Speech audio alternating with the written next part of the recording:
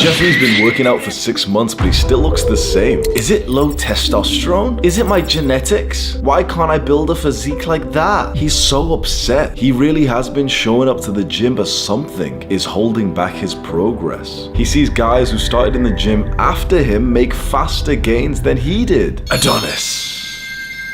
Adonis has the ultimate male physique, but he didn't always look like this. In fact, Adonis started off with the worst physique possible. How did he achieve such a transformation? Was it creatine? Was it carb loading? Did he watch Jeff Nippard videos? No, of course not. He just trained hard. Here's my first tip for you to go from skinny to jacked as quickly as possible. Intensity. Intensity just means training harder. I think a lot of people underestimate just how painful this style of training is. Like, it genuinely feels close to like a 10 out of 10 pain when you're taking a set as close to failure as you should do. What I see from a lot of guys who like post their videos online, they genuinely train like that meme where people write this in like the Instagram comments, like, bro trains till mild discomfort. If you're hitting a set and you're still like 5 reps away from being close to failure, you're not gonna grow. Maybe in the first year, fine, you'll be getting some noob gains. But if you've been going to the gym for about 6 months, 12 months, you're not gonna grow unless you're having like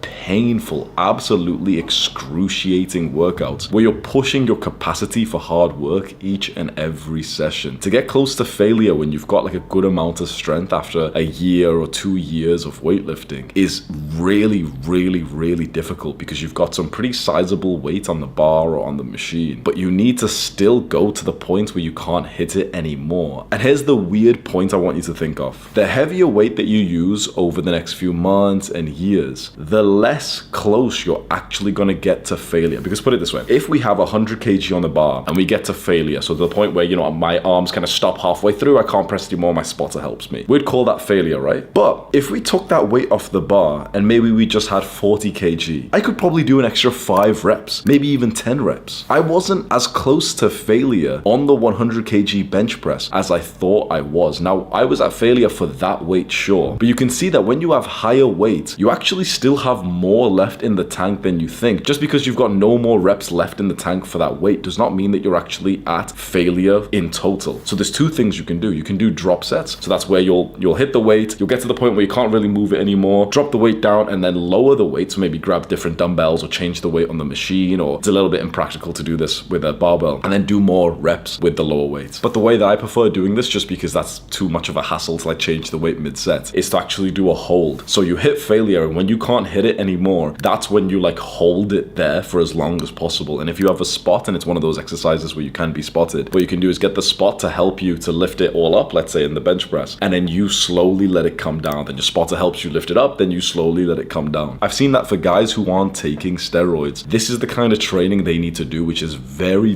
difficult compared to all these fitness influencers who are all taking gear and everything, and they're all lying about their progress, they're all taking steroids and stuff. They can kind of just like train hard, not have to think about these specific things, and actually be fine. Now, if you want to get to pure bodybuilding levels, that's when you're taking tests and all these compounds that like someone like Sam Sulek is taking, but you're also then training as hard as possible with these drop sets. Like, it's very interesting. If you watch the training style of someone who's massive like Sam Sulek, you do see them using a lot of these like drop sets or like half reps, or like, you know, like the sort of dirty reps, like the cheat reps. You see a lot of those guys use that. It's only like these nerds in the fitness science-based community who kind of tell you like not to do that, to keep reps full range of motion and all that stuff. You don't need to. You don't need to be a nerd thinking every rep has to be the same and every, you know, it has to be full range of motion or anything like that. You just have to get the muscle to failure. Whether you do that through full range of motion, half reps, clean reps, cheat reps, doesn't matter. You just need to get as close to failure as possible. The way that you know you're at failure is when you hit like a 10 out of 10 pain and your mouth is like basically frothing and you look like you're like